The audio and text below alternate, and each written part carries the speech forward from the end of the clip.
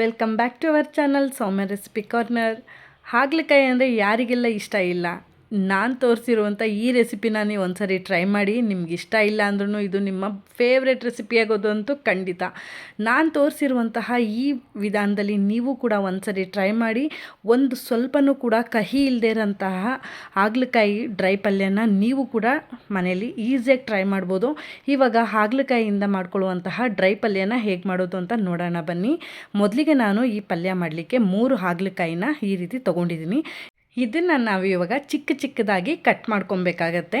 ಈ ರೀತಿಯಾಗಿ ನೀವು ನೋಡ್ತಾ ಇರ್ಬೋದು. ಇದರಲ್ಲಿರುವಂತಹ ಬೀಜಗಳನ್ನೆಲ್ಲನೂ ಕೂಡ ತೆಗೆದು ಜಸ್ಟ್ ಹಾಗಲಕಾಯಿನ ಮಾತ್ರ ಚಿಕ್ಕ ಚಿಕ್ಕದಾಗಿ ಕಟ್ ಮಾಡಿ ತೊಗೊಂಡಿರುವಂತಹದ್ದು. ಇದನ್ನು ನಾವು ಫಸ್ಟಿಗೆ ಹುರ್ಕೊಬೇಕಾಗತ್ತೆ. ಅದಕ್ಕೋಸ್ಕರ ನಾನು ಒಂದು ಪ್ಯಾನ್ ಇಟ್ಕೊಂಡಿದ್ದು, ಪ್ಯಾನ್ಗೆ ನಾನು 2 ಟೇಬಲ್ ಸ್ಪೂನ್ ಆಯಿಲ್ ಹಾಕ್ಕೊಂಡಿದ್ದೀನಿ. ಆಯಿಲ್ ಎಲ್ಲ ಬಿಸಿ ಆದಮೇಲೆ ನಾವು ಡೈರೆಕ್ಟಾಗಿ ಹಾಗಲಕಾಯಿನ ನಾವು ಇದರಲ್ಲಿ ಸೇರಿಸ್ಕೊಂಡು ಚೆನ್ನಾಗಿ ಹುರ್ಕೊಬೇಕಾಗತ್ತೆ. ಇದು ನಮಗೆ ಕಲರ್ ಚೇಂಜ್ ಆಗಬೇಕಾಗತ್ತೆ. ಅದ್ರ ಜೊತೆಗೆ ನಮಗೆ ಇದು ಸ್ವಲ್ಪ ಕ್ರಿಸ್ಪಿಯಾಗೂ ಕೂಡ ಆಗಬೇಕಾಗತ್ತೆ. ಅಲ್ಲಿ ತನಕ ನಾವು ಇದನ್ನು ಲೋ ಫ್ಲೇಮಲ್ಲಿ ಇದನ್ನು ಚೆನ್ನಾಗಿ ಫ್ರೈ ಮಾಡ್ಕೊಳ್ಳೋಣ.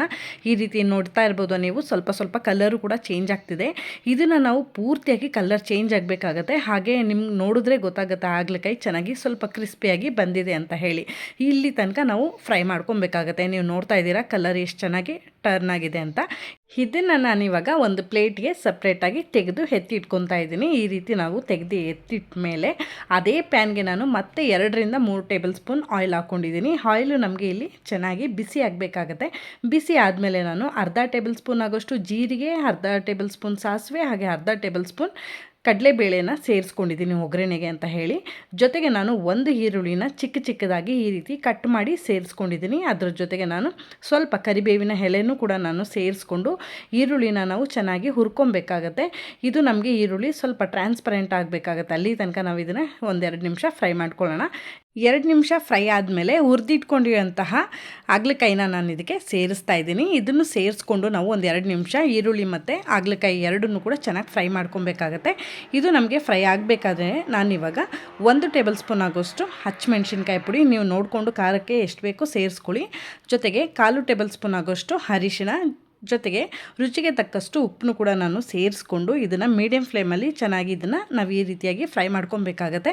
ಇದು ಡ್ರೈ ಆಗಿರೋದ್ರಿಂದ ನಾವು ಇದಕ್ಕೆ ಯಾವುದೇ ರೀತಿಯಾದಂತಹ ನೀರನ್ನ ಸೇರಿಸುವಾಗಿಲ್ಲ. ಜಸ್ಟ್ ಹಾಗೆಯೇ ಇದನ್ನು ಹುರ್ಕೊಬೇಕಾಗತ್ತೆ.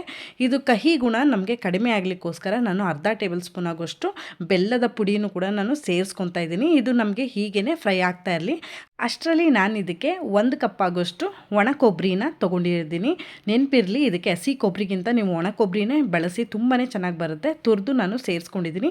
ಜೊತೆಗೆ ನಾನು ಒಂದು 10 ಎಸಳಷ್ಟು ಬೆಳ್ಳುಳ್ಳಿನೂ ಕೂಡ ಸೇರಿಸ್ಕೊಂಡು ನೀರ ಸೇರಿಸ್ತೇನೆ ಇದನ್ನು ಡ್ರೈ ಆಗಿ ಪೌಡ್ರ್ ಮಾಡ್ಕೊಬೇಕಾಗತ್ತೆ. ಈ ರೀತಿ ಸ್ವಲ್ಪ ಇದೇ ಥರ ತರಿಯಾಗಿ ಇರಬೇಕಾಗತ್ತೆ. ಇವಾಗ ನಾವು ಇದ್ರ ಪುಡಿನ ನಾನು ತೆಗೆದು ಬೇಯ್ತಾ ಇರುವಂತಹ ಹಾಗಲಕಾಯಿಗೆ ನಾನು ಸೇರಿಸ್ಕೊತಾ ಇದ್ದೀನಿ. ನೀವು ನೋಡ್ತಾ ಇರ್ಬೋದು.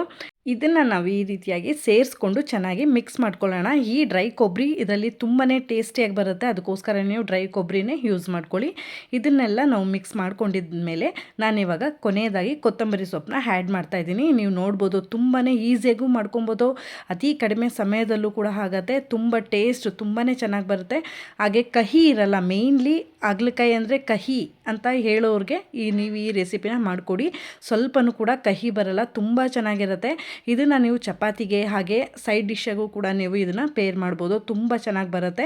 ಹಾಗಲಕಾಯಿನ ಇಷ್ಟಪಡದೇ ಇರೋರು ಕೂಡ ಖಂಡಿತವಾಗಲೂ ಈ ರೆಸಿಪಿನ ತುಂಬಾ ಇಷ್ಟಪಟ್ಟು ಅವರ ಫೇವ್ರೆಟ್ ರೆಸಿಪಿ ಆಗೋದ್ರಲ್ಲಿ 2 ಮಾತಿಲ್ಲ. ಅಷ್ಟು ತುಂಬ ಚೆನ್ನಾಗಿ ಬರುತ್ತೆ. ನೀವು ಕೂಡ ಈ ರೆಸಿಪಿನ ಒಂದ್ಸರಿ ಈ ರೆಸಿಪಿನ ಟ್ರೈ ಮಾಡಿದ್ಮೇಲೆ ರೆಸಿಪಿ ಹೇಗೆ ಬಂತು ಅಂತ ನನಗೆ ತಪ್ಪದೆ ಕಾಮೆಂಟ್ ಮಾಡಿ ತಿಳಿಸಿ, ಓಕೆನಾ?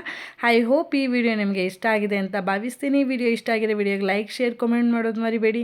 ಹಾಗೆ ವಿಡಿಯೋ ಯೂಸ್ಫುಲ್ ಅನ್ಸರೆ ನಿಮ್ಮ ಫ್ರೆಂಡ್ಸ್ ಆ್ಯಂಡ್ ಫ್ಯಾಮಿಲಿಗೂ ಕೂಡ ವಿಡಿಯೋನ ಶೇರ್ ಮಾಡಿ ಅಂತ ಕೇಳ್ತಾ, ಯಾರೆಲ್ಲ ನನ್ನ ಚಾನಲ್ನ ಸಬ್ಸ್ಕ್ರೈಬ್ ಮಾಡ್ಕೊಂಡು ನೋಡ್ತಾ ಇದ್ದೀರಾ, ಥ್ಯಾಂಕ್ ಯು ಸೋ ಮಚ್. ಹಾಗೆ ಸಬ್ಸ್ಕ್ರೈಬ್ ಮಾಡ್ಕೊಳ್ದೆ ನೋಡ್ತಾರೆ ಖಂಡಿತವಾಗ್ಲೂ ಈ ಕೂಡಲೇ ಸಬ್ಸ್ಕ್ರೈಬ್ ಮಾಡ್ಕೊಂಡು ನೋಡಿ ಅಂತ ಕೇಳ್ತೀನಿ.